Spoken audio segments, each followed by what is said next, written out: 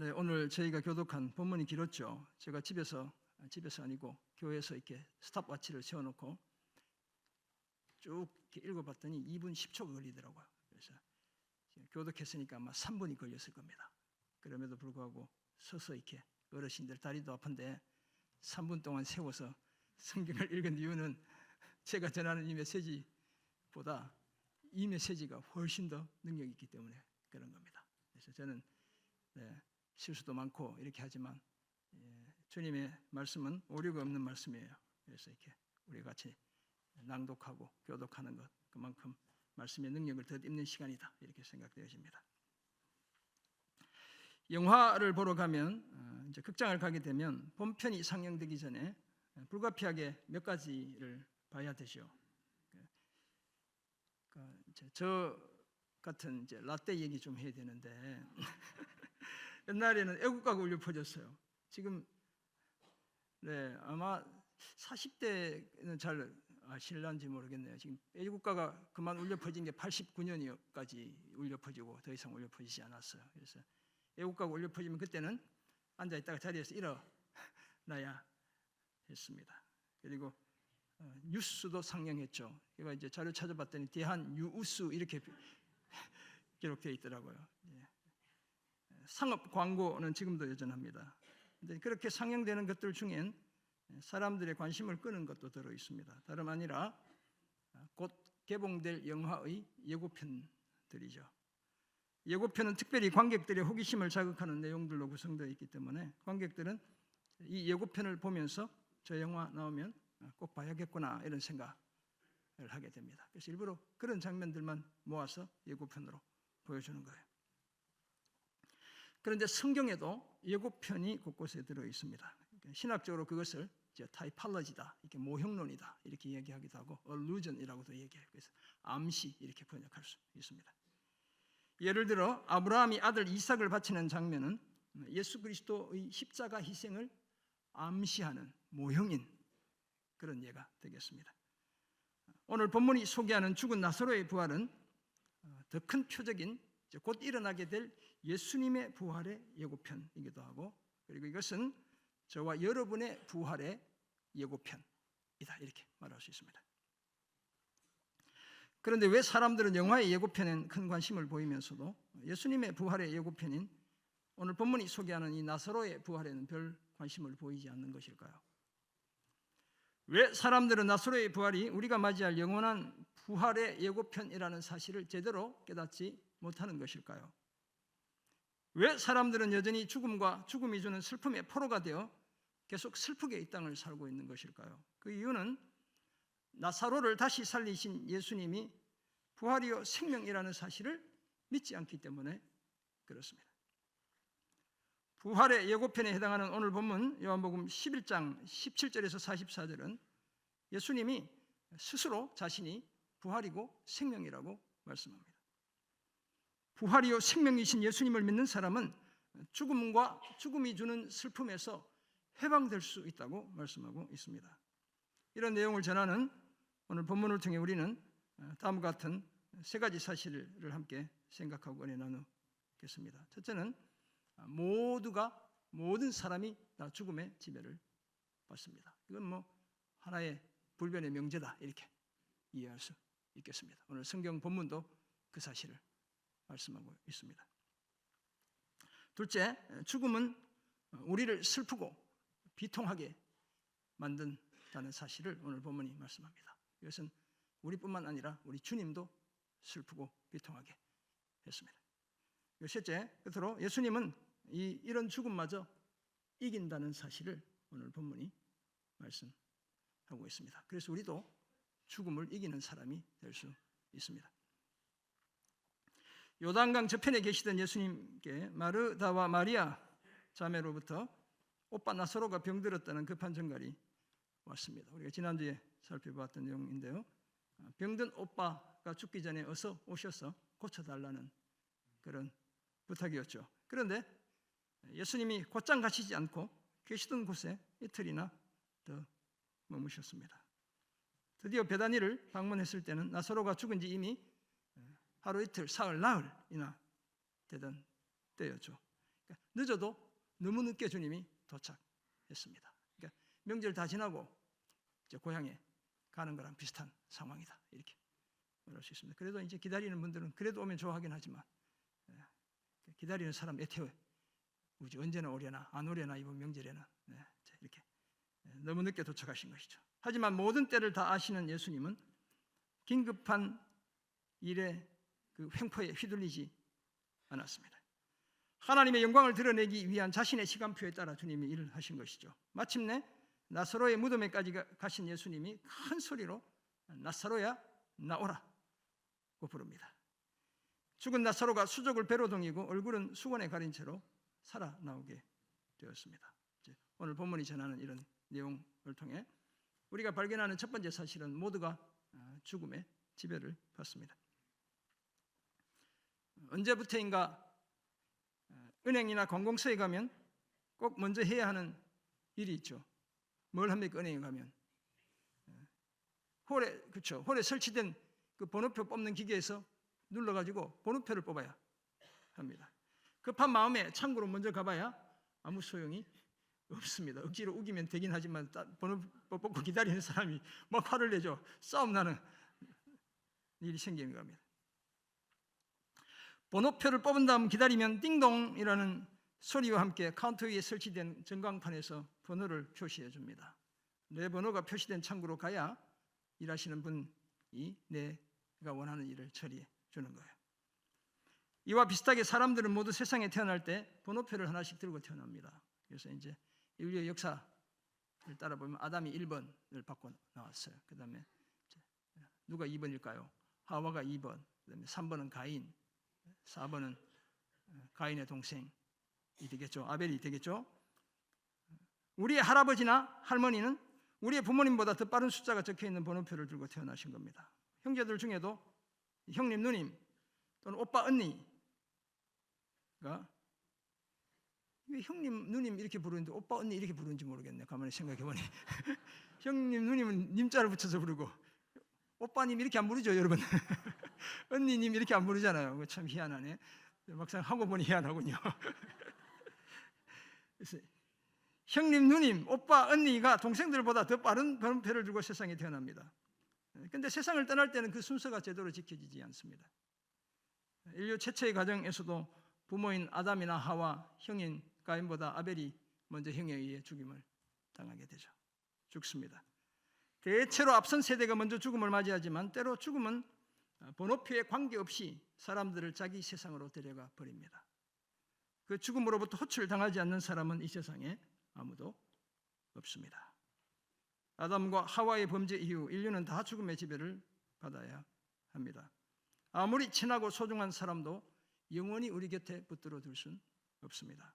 언젠가 모두 떠나야 하고 보내야 합니다. 그것도 우리가 뽑았던 번호표의 순서마저 뒤죽박죽인 채 그렇게 해야 합니다. 오늘 보면 요한복음 11장에서도 우리는 그 사실을 발견합니다. 나사로는 하나님의 아들이신 예수님의 절친이었죠. 하지만 죽음으로부터 자유롭지 못했습니다. 그는 예수님이 특별히 형제처럼 사랑하시는 자였습니다. 3절에 사랑하다는 필레오다라고 말씀드렸습니다. 형제 간의 그 친밀한 사랑을 가리킵니다. 예수님은 5절에 따르면 본래 마르다와 그 동생 마리아와 나사로를 사랑하셨습니다. 이 사랑은 아가페의 사랑을 가리킵니다. 헌신적으로 사랑하셨다는 거예요. 주님도 우리 친구 나사로로 부르실 만큼 절친이었죠. 유대인들이 조용히 36절을 보면 눈물을 흘리시는 예수님을 바라보며 그를 얼마나 사랑하셨는가라고 말할 정도입니다. 다른 사람들이 보기에도 예수님이 나사로를 무척 사랑했죠. 아마도 예수님과 오랜 친분 관계를 유지하고 있었거나 예수님의 사역을 꾸준하게 후원했을 겁니다. 실제로 나이도 비슷했다면 예수님이 30대 초반이라고 우리가 30살에 이렇게 공생애를 시작하시고 3년 마치고 이렇게 죽으시고 부활하시고 승천하셨다. 통상 이렇게 말하는데 그러면 친구니까 30대 아마 초반이었을 것이다. 이렇게 우리가 짐작해 볼 수 있어요. 그러나 이토록 예수님의 사랑을 받고 필레오로 사랑하고 아가페로 사랑하고 친밀한 친구의 관계를 유지했고 아직 젊기까지 했던 나사로도 병을 피하지 못합니다. 그리고 그 병으로 인한 죽음에서 자유롭지 못했습니다. 아마도 나사로가 병이 들어 죽게 되었다는 정갈이 예수님께 전해졌을 즈음에 나사로는 이미 숨을 거두었을 거예요. 예수님이 그 정도로 사랑하는 친구라면 병이나 죽음의 지배로부터 자유로워야 했겠지만 병과 죽음은 이 나사로에게도 결코 예외가 아니었습니다. 사랑하는 성도 여러분, 우리가 아무리 하나님을 사랑하고 하나님이 아무리 우리를 사랑해도 우리는 결국 육체적인 죽음을 맞이해야 합니다. 또한 사랑하는 사람들의 죽음을 슬픈 눈으로 지켜봐야 하기도 합니다. 그래서 독일의 실존주의 철학자 하이데거는 인간을 죽음에 이르는 존재라고 말했습니다.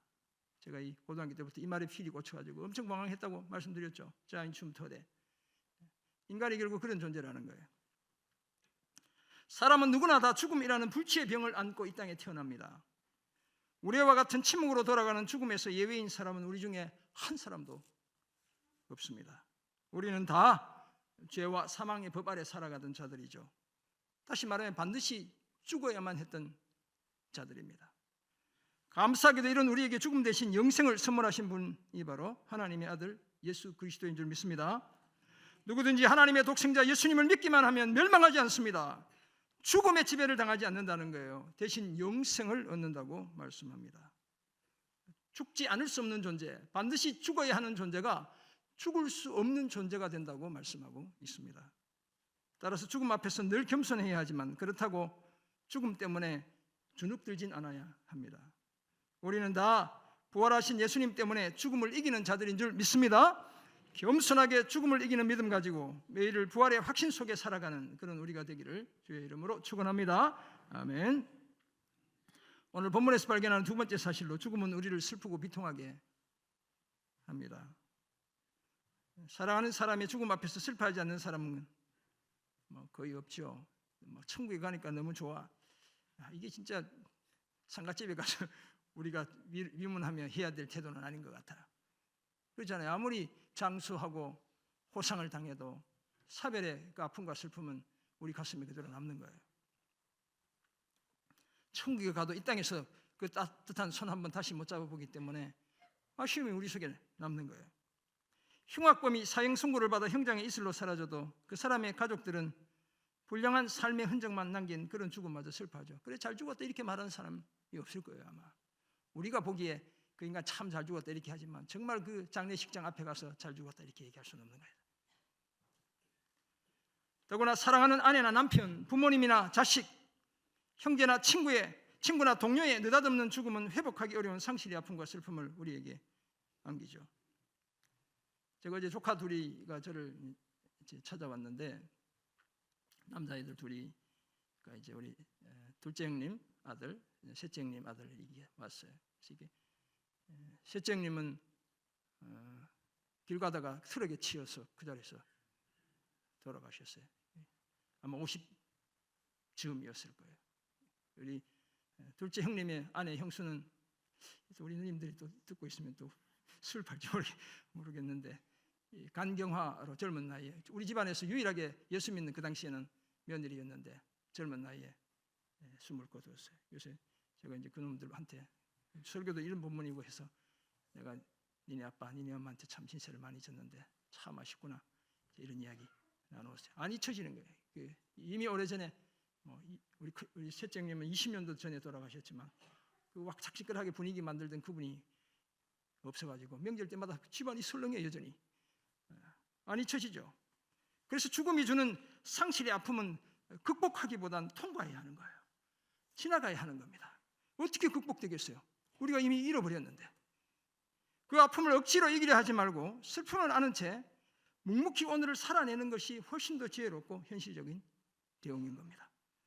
우리 성도들은 다 이해할 수 없는 상실의 아픔으로 가득한 인생의 상자를 닫고 용기를 내어 새로운 소망의 상자를 열어야 될 줄 믿습니다. 오늘 본문에 등장하는 나사로의 죽음도 마찬가지였습니다. 본문 18, 19절을 보면 예루살렘에서 약 5리 정도 떨어진 베다니에 많은 유대인들이 나사로의 누이인 마르다와 마리아를 위문하러 왔습니다. 이제 5리가 사실 이제 5리보다 좀 더 멀어요. 이게 15 스타디언데 스타디움으로 이게 이제 15개예요. 그러면 192 곱하기 15이기 때문에 아마 한 키로로 따지면 3km 정도 되는, 그러니까 오리보다 훨씬 멀죠. 2km가 오리이기 때문에. 근데 이제 성경이 번역하면서 오리다 이렇게 편하게 번역하고 있어요. 그때 마르다는 예수님이 오신다는 말을 듣고 곧 나가 맞이했지만 마리아는 집에 계속 앉아 있습니다. 성향을 여전히 우리가 볼 수 있죠. 이 장면 통해서도 마르다는 하스피텔리티가 대단한 자매예요. 그러니까 예수님 온다니까 막 맨발로 벗은발로 예를 들면 이렇게 나가서 주님을 맞이하는데, 마리아는 조용히 앉아서 주님 곁에서 말씀 듣는 자매잖아요. 그러니까 가만히 앉아 있는 거예요. 마중 나간 마르다가 예수님께 주께서 여기 계셨더라면 내 오라버니가 죽지 아니하였겠나이다라고 말하며 짙은 아쉬움을 드러내고 있습니다. 이후 마리아도 32절 보면 예수님 계신 곳에 가서 배웠고는 그 발 아래 엎드려 똑같은 이야기를 하죠. 주께서 여기 계셨더라면 내 오라버니가 죽지 않았을 겁니다 라고 말합니다. 그 말과 함께 그녀가 웁니다. 이 울다는 말 cry 온데 영어로 이제 cry라고 하죠. 이 단어에서 온 겁니다. 엉엉 우는 거예요. 엉엉 우는 것. 그 우는 것과 또 함께 온 유대인들이 우는 것 같이 엉엉 울고 있습니다. 예수님이 보시고 심령의 비통히 여기시고 불쌍히 여기셨습니다. 심령의 비통히 여기셨다. 마음으로 몹시 화가 났다는 거예요. 불쌍히 여기셨다. 주님이 몹시 괴로우셨다. 이런 뜻을 갖고 있습니다. 통곡함이 우는 저들을 바라보시며 죽음에 대해 몹시 화가 나셨고 마음이 심히 괴로우셨습니다. 그리고 그를 어디 두었느냐라고 물으시죠. 그들이 주여 와서 보옵소서라고 대답합니다. 그때 우리 주님도 눈물을 흘리시죠. 이것은 이제 가만히 눈물을 뚝뚝 흘리시는 걸 가리키는 거예요. 엉엉 우는 것 말고, 나사로는 물론 자신에게까지 영향을 미치는, 이제 주님도 얼마 뒤에 십자가에 달려 죽으셔야 해요. 바로 그 죄와 사망의 집요함 때문에 주님이 울고 계신 거예요. 그러자 유대인들이 보라 그를 얼마나 사랑하였는가라고 말합니다. 그중 어떤 이는 말하기를 맹인의 눈을 뜨게 한 이 사람이 그 사람은 죽지 않게 할 수 없었더냐라며 비아냥거리죠. 이에 다시 주님이 속으로 비통히 여기시고 무덤에 가셨는데 무덤이 굴의 형태였다라고 말합니다. 입구가 돌로 막혀 있죠.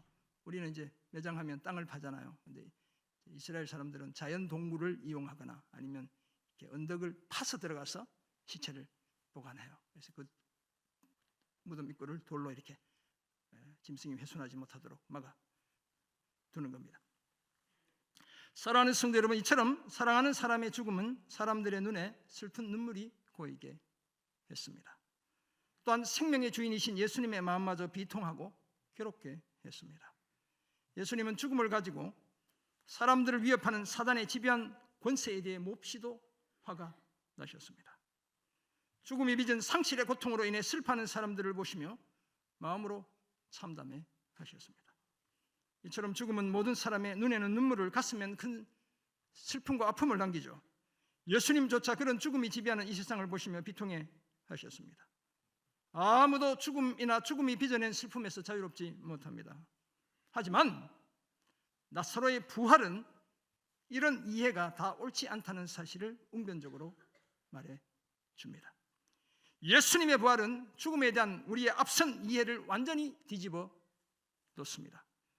예수님은 죽음이나 죽음이 주는 슬픔을 이기기 위해 사람의 몸으로 이 땅에 오셨습니다. 나사로를 나흘 만에 다시 살리신 것을 넘어 자신이 사흘 만에 무덤에서 부활하심으로 그 목표를 완성하셨습니다.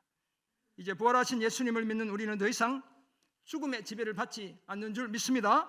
그렇다면 우리는 죽음 때문에 소망 없는 슬픔으로 슬퍼하지 않아야 합니다. 사랑하는 사람을 느닷없이 빼앗겨도 예수 믿는 우리는 소망 있는 슬픔으로 슬퍼해야 하는 겁니다. 비록 오늘은 우리가 사랑하는 사람이 숨을 거두지만 내일은 예수님처럼 반드시 영광스럽게 다시 살아날 것을 확신하기 때문입니다. 이런 확신 가지고 오늘 이후로 죽음으로 인한 슬픔과 비통함에서 완전히 벗어나는 그런 우리가 되기를 주의 이름으로 축원합니다. 아멘. 오늘 본문에서 발견하는 마지막 사실로 예수님은 죽음마저 이깁니다. 나사로의 무덤에 도착하신 예수님이 무덤 입구를 막고 있는 돌을 옮겨 놓으라고 하시자 죽은 자의 누이 마르다가 39절 보면 이렇게 얘기하죠. 주여, 죽은 지가 벌써 나흘이 되었습니다. 그래서 냄새가 납니다. 이렇게 이야기하는 거예요. 요즘은 뭐 이렇게 시신을 다 이렇게 시신 안치하는 곳에 냉동해서 보관하기 때문에 우리는 뭐 입관할 때 말고는 보지도 못하고 이제 또 이렇게 화장이나 하관할 때만 이렇게 보니까 냄새를 잘 못 맡지만 옛날은 다 집에서 했잖아요. 집에서. 그래서 우리 부모님은 다 집에서 장례를 치렀기 때문에 또 이제 추석 즈음이니까 날씨가 춥지 않을 때여서 이렇게 냄새가 어린 나이에도 이렇게 아주 어린 나이였지만 냄새가 나는 걸 제가 느꼈어요. 이렇게 법의학자나 뭐 형사들 얘기 들으면 이렇게 시신이 냄새가 엄청 난다고 하잖아요. 그러니까 나흘이나 됐으니까 이건 뭐 무덤을 열면 냄새는 뭐 진동했을 거예요, 분명히. 그러자 예수님이 내 말이 내가 믿으면 하나님의 영광을 보리라 하지 아니하였느냐라고 하셨습니다. 이 말씀은 네 오빠가 다시 살아난다고 내가 말하지 않았니? 주님이 이렇게 말씀하시는 거예요.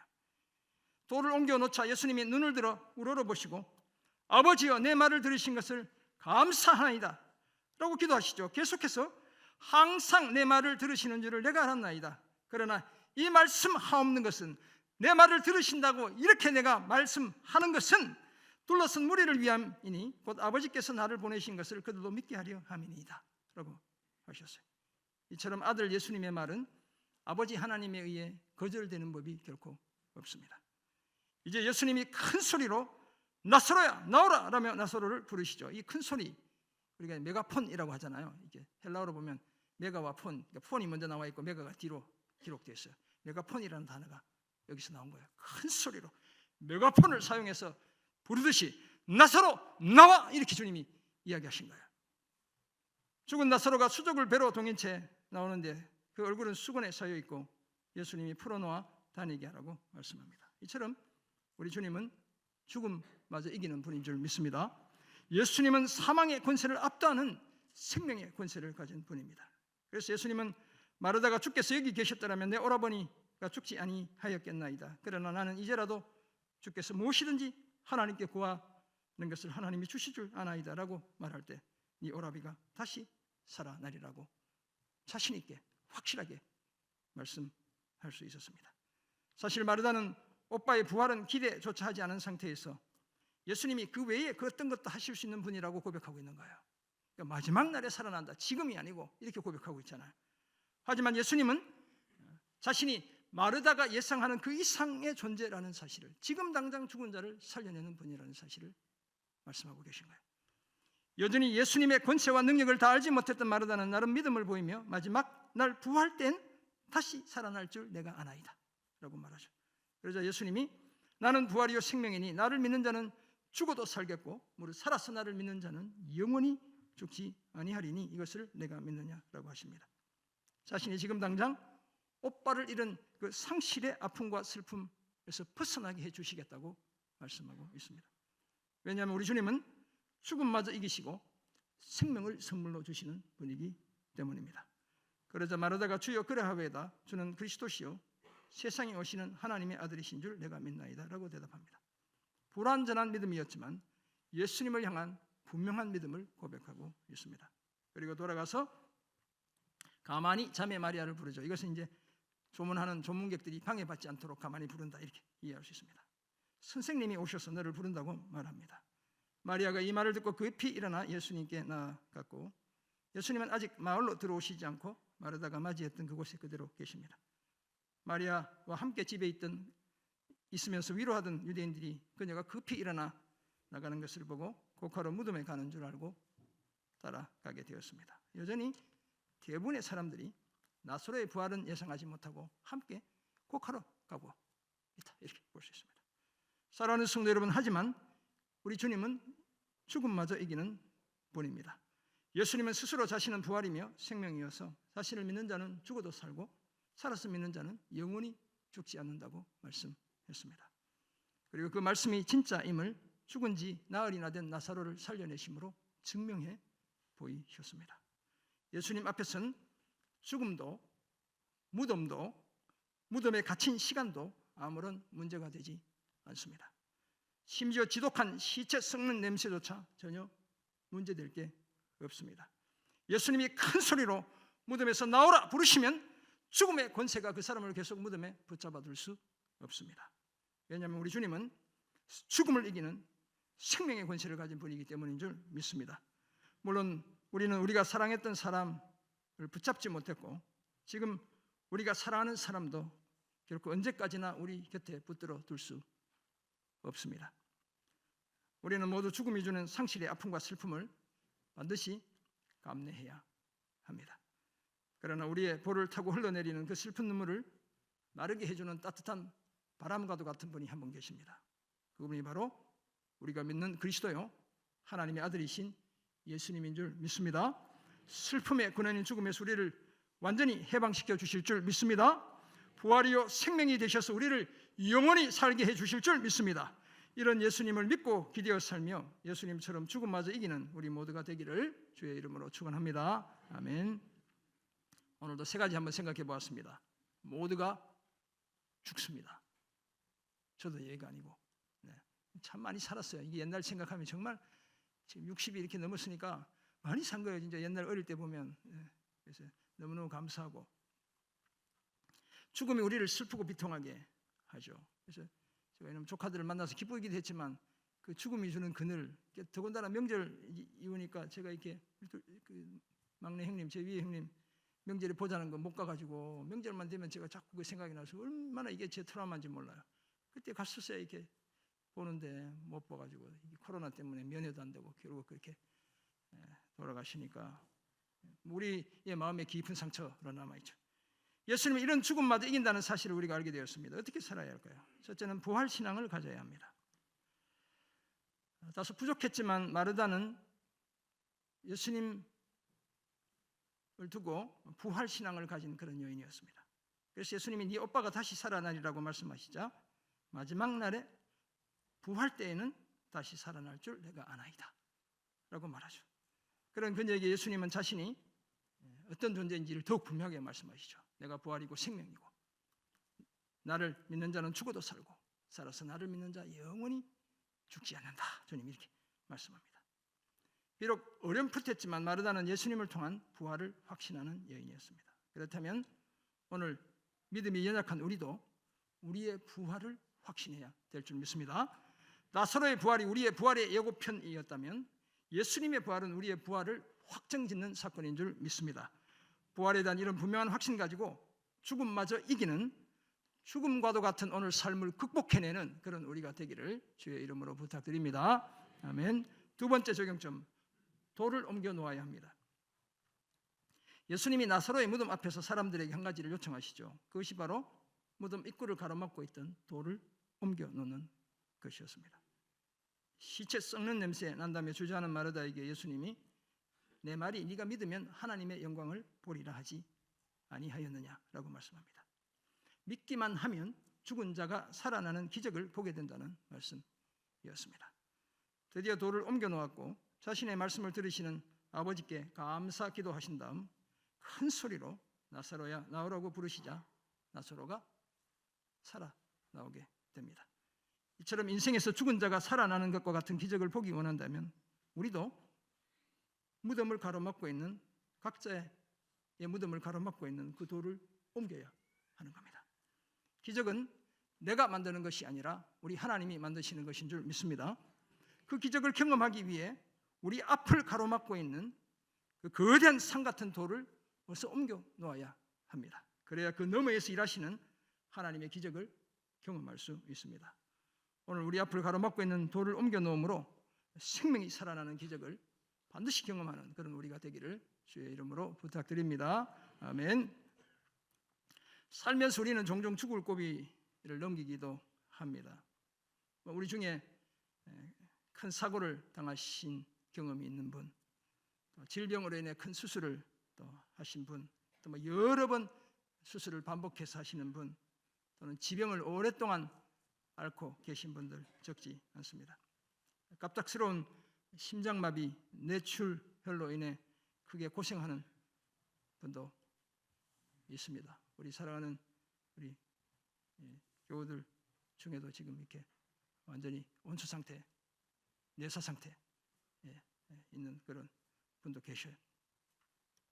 어떻게 보면 우리가 지금까지 이렇게 멀쩡히 살아있는 것 자체가 기적이다 이렇게 말할 수 있습니다. 사실 말할 수 있을 뿐만 아니라 진짜 기적인 거예요. 그런데 이런 불확실하고 불안정한 삶을 사는 우리에게 확실히 생명을 보장하는 분이 한 분 계시죠. 그분이 바로 우리가 믿는 부활이고 생명 되신 예수님인 줄 믿습니다. 나사로를 살린 예수님은 스스로 사흘 만에 무덤에서 살아나셔서 부활의 첫 열매가 되어 주셨습니다. 우리의 부활을 확증해 주신 거예요. 우리 모두에게 부활이 개인적이고 역사적인 사건이 될 것을 확증해 주셨습니다. 이런 예수님을 믿는 우리는 항상 부활과 영생을 확신하며 살아야 합니다. 결코 죽음이나 죽음이 주는 슬픔에 지배당하지 않아야 합니다. 사랑하는 성도 여러분, 오늘 본문에 따르면 모두가 죽음의 지배를 받습니다. 사실 나흘 만에 다시 살아난 나사로도 이미 죽고 이 세상에 더 이상 존재하지 않습니다. 죽음은 상실과 단절을 의미하기에 우리를 슬프게 하고 심지어 그 집요한 죽음의 세력으로 인해 우리를 비통하게 만듭니다. 하지만 예수님은 그런 죽음마저 완벽하게 제압하시고 이기는 분인 줄 믿습니다. 그런 사실을 아는 우리는 부활신앙 반드시 가져야 하고 죽음과도 같은 절망의 자리에서 오히려 우리 앞에 놓인 그 돌을 옮겨놓는 결단을 해야 되겠습니다. 그래야 다시 살아나는 것과 같은 기적을 오늘 우리 삶에서 경험할 수 있기 때문입니다.